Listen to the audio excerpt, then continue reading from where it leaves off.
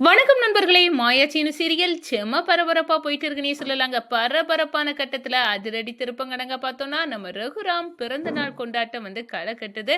ஒரு கட்டத்துல பார்த்தோம்னா, நம்ம புவனேஸ்வரி அந்த கதிர் குள்ள ஜாப்பை பார்த்து வீடியோ எடுக்கிறாங்க. கதிர் லேடிஸை டூ வீலர்ல ஏற்றி கொண்டு ட்ராப் பண்ணதெல்லாம் வீடியோ எடுத்து பிறந்த நாளில் கொண்டு காட்டி, உன் மாப்பிள்ளை இந்த வேலையை பண்ணிட்டு இருக்காரு, நீ உனக்கு ஒரு பிறந்த நாள் ஒரு கேடு அப்படின்னு நம்ம ரகுராம வெளுத்தி எடுக்கிறாங்க.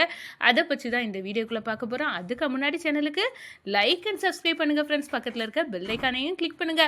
அப்பதான் நான் போடுற ஒவ்வொரு வீடியோவும் நோட்டிபிகேஷனா உங்களுக்கு கிடைக்கும். வாங்க ஃப்ரெண்ட்ஸ், வீடியோக்குள்ள போகலாம். ஃபர்ஸ்ட் எடுத்த உடனே பார்த்தோம்னா ஒரு செம அதிரடியான பரபரப்பு கட்டம் தான். பரபரப்பான கட்டத்தில் தாங்க நம்ம மாயா டெய்லரை கூட்டிகிட்டு வீட்டுக்கு வராங்க. என்ன மாயா, எதுக்காக இப்போ டெய்லரை கூட்டிகிட்டு வந்திருக்க அப்படின்னு நம்ம ரகுராம் கேட்க நேரம், என்ன பெரியப்பா உங்களுக்கு பிறந்த நாள் வருதுல, உங்கள் பிறந்த நாளுக்கு நீங்கள் இந்த தடவை கோட்டு சூட்டு போட்டுட்டு தான் நிற்கணும். இது பெரியம்மாவோட விருப்பம், பெரியம்மா ஆசையை நீங்கள் நிறைவேற்றணும், அதுக்காக தான் அப்படின்னு அந்த இடத்துல சொல்ல நேரம், என்ன மாயா என்ன கோட்டு சூட்டில் நிற்க சொல்லுறியா அப்படின்னு கேட்குறாங்க. ஆமாம் பெரியப்பா, எங்கள் எல்லாத்தோட விருப்பமும் உங்களை கோட்டு சூட்டில் பார்க்க வேண்டிய ஆசை இருக்குது. நீங்கள் கண்டிப்பாக இந்த பிறந்த நாளைக்கு எங்கள் விருப்பத்தை நீங்கள் நிறைவேற்றணும் பெரியப்பா.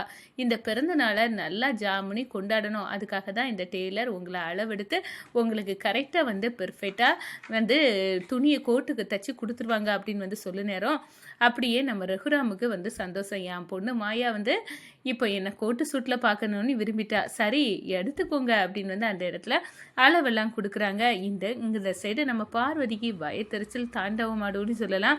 பார்வதி வயத்தறிச்சலோட இந்த விஷயத்த இப்போமே போட்டு கொடுக்கணும். அவளுக்கு மட்டும் அந்த மாயாவுக்கும் சீனுக்கும் மட்டும் கடைக்கு 5000 கோட்டு ஆர்டர். அதில் எவ்வளோ ரூபா சம்பாத்தியம் பண்ணிடுவாங்க. என் புருஷன் இருக்கான், எல்லாத்தையும் விட்டு கொடுத்துக்கிட்டு இவர் மட்டும் இளிச்சவாய் பட்டம் கட்டிட்டு இருப்பார். இந்த ரகுராமுக்கு மாமா அதை விட பெரிய ஆள், அவ்வளத்தையும் தன்னோட பிள்ளைங்களுக்காக சுருட்டி வைப்பார். இவருக்கு மட்டும்தான், என் புருஷனுக்கு மட்டும்தான் பொண்டாட்டி பிள்ளைங்க இவங்களுக்கு சேர்க்கணும்னு எண்ணம் கிடையாது அப்படின்னு அந்த இடத்துல கங்கணம் கெடுத்துட்டு இதுக்கெல்லாம் ஒரு ஆப்பு புவனேஸ்வரி அக்கா தான் வைப்பாங்க அப்படின்னு புவனேஸ்வரிக்கு கால் பண்ணுறாங்க.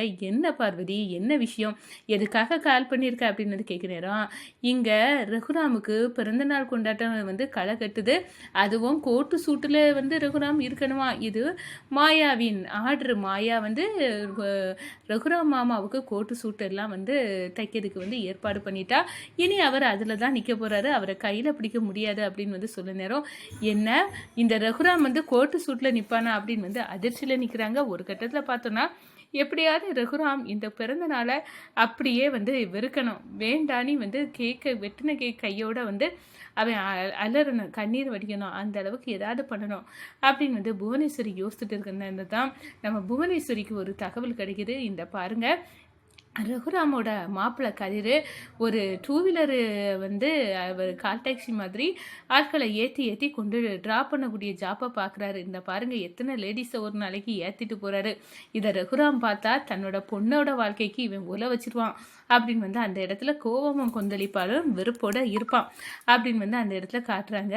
நல்ல விஷயம் கொண்டு வந்திருக்கீங்க, இப்போவே இதை வச்சு ஒரு கிரியேட் பண்ணி நம்ம ரகுராமுக்கு மானத்தை வாங்குறதுக்கு செம யூஸாக இருக்கும் அப்படின்னு புவனேஸ்வரி கங்கணம் கட்டி ஒரு வீடியோ எடுக்கிறாங்க. நம்ம கதிர் லேடிஸை ட்ராப் பண்ண விஷயம் இதெல்லாம் வீடியோ எடுத்து வச்சுக்கிட்டு பிறந்த நாள் வரட்டும், இதை எல்லார் முன்னாடியும் கொண்டு போய் இந்த வீடியோவை காட்டி ரகுராமை அவமானப்படுத்தி, என்னோட மாப்பிள்ளை கதிர் இப்படியா, என் பொண்ணையே நல்லா பார்த்துக்க தெரியல, இந்த கேடு கட்டவனுக்கிட்ட எப்படி ஏன் தானா வாழ்வா அப்படின்னு அந்த இடத்த கொந்தளிக்க வைக்கணும் அப்படின்னு செம்மையாக ஒரு ஸ்கெட்சை போட்டு இறக்கி வச்சுறாங்க. ஒரு கட்டத்தில் பார்த்தோன்னா நம்ம கோட்டு சூட்டு எல்லாம் வந்தாச்சு, பிறந்த நாள் களம் கட்டியாச்சு.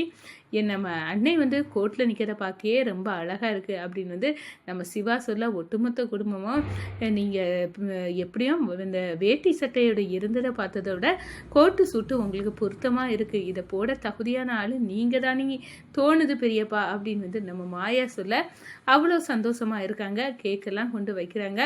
இந்த நேரம் நம்ம தனா கூட இருந்தால் ரொம்ப சந்தோஷமாக இருக்கும். தனா இல்லையே அப்படின்னு வந்து நம்ம ஜானகியம்மா சொல்ல, விடுங்க பெரியம்மா, தனா வந்து இருக்கட்டும், அவள் வந்து எப்படியும் வந்து தனாவுக்கு எண்ணம் பெரியப்பாவுக்கு இருக்கும். அதே மாதிரி பெரியப்பாவுக்கு பிறந்த நாள் தனாவும் எங்கே இருந்தாலும் வேண்டிக்கிடுவா. அது நம்ம ஆனால் இப்போ பெரியப்பாவை சந்தோஷப்படுத்தக்கூடிய நிலைமையில் நம்ம இருக்கோம். அதனால் இருக்கட்டும் அப்படின்னு வந்து சொல்லிக்கிட்டு பிறந்தநாள் விழா வந்து களை கட்டுது. ஒரு கட்டத்தில் கேக் எடுத்து வைக்காங்க. என்ன இந்த புவனேஸ்வரி இந்த பிறந்தநாளை நிப்பாட்டுவான்னு பார்த்தா இங்கே நிப்பாட்டுறது மாதிரி இல்லை, இங்கே பிறந்தநாள் களை கட்டிகிட்டே இருக்க. இது நம்மளுக்கு கோபமும் கொந்தளிப்புமாக தான் இருக்குது. அந்த புவனேஸ்வரி இந்த பிறந்தநாளை நிப்பாட்டுவாளா என்ன அப்படின்னு வந்து நம்ம இவ்வளோ சொன்ன போகிறோமோ அதை நிப்பாட்டதுக்குள்ள முயற்சியே காணலை.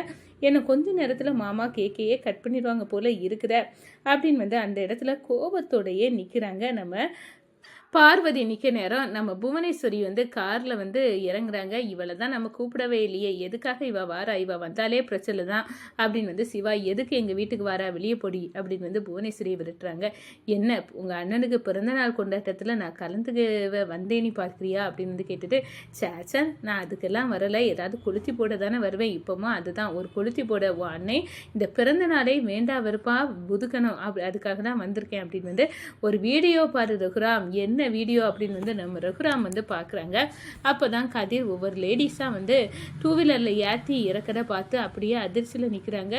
என்ன பார்க்குற, இதெல்லாம் உன் மாப்பிள்ளை கதிர் தான், ஹெல்மெட்டை போட்டால் வேறு யாரோன்னு நினச்சிடாத, இவனோட வேலையே ஒவ்வொருத்தரையாக வந்து ட்ரா பண்ணக்கூடிய வேலை, இப்படி ஒரு அசிங்கமான தொழிலை பண்ணிக்கிட்டு மகா கூட இப்படி தான் குடும்பம் நடத்தானோ தெரியலை, இந்த கேடுகட்ட ஜென்மம் எல்லாம் உங்கள் ஃபேமிலியில் தான் இருக்குது அப்படின்னு வந்து அந்த இடத்துல காட்டி நம்ம கதிரை அவமானப்படுத்துகிறாங்க. வாயமோடு புவனேஸ்வரி, என்னோட மாப்பிள்ளை கதிர் சுத்த தங்கோன்னு எனக்கு தெரியும், அவரை பற்றி இப்படிப்பட்ட வேலையெல்லாம் நான் சொல்லாது, அவர் எந்த தொழில் செய்தாலும் ஆனால் அவர்கிட்ட நியாயமாக இருக்குது, என் பொண்ணை வந்து பார்த்துக்கக்கூடிய திறமை இருக்குது, அது எங்களுக்கு தெரியும், நீ சொல்லி தெரிய வேண்டியதில்லை, நீ வந்தாச்சு கொளுத்தி போத்தாச்சு, இங்கேருந்து கிளம்பு, இதுக்கு மேலே இங்கே நின்ன ஒன்று அவ்வளோதான் அப்படின்னு வந்து அந்த இடத்துல நம்ம ஜானகி அம்மா வரட்ட நான் தான் கொளுத்தி போட்டியாச்சுல அப்படின்னு வந்து அந்த இடத்துல வந்து போகிறாங்க. இந்த சைடு கோட்டு சூட்டோட கேக்கு வெட்டு நின்று ரகுராம் அப்படியே அரண்டு போகிறாங்க. என் பொண்ணு தனா பாவம், அவளை இவன் வந்து ஏமாற்றிருக்கான், ஏமாற்றி இப்படி ஒரு தொழிலை பண்ணிக்கிட்டு இருக்கான், புருஷன் எனக்கு மட்டும்தான் அப்படி வந்து நினச்சிட்டு இருக்க நம்ம தனாவுக்கு இதை எப்படி தாங்கிக்க முடியும், எனக்கு இந்த கேக்கை வெட்டுது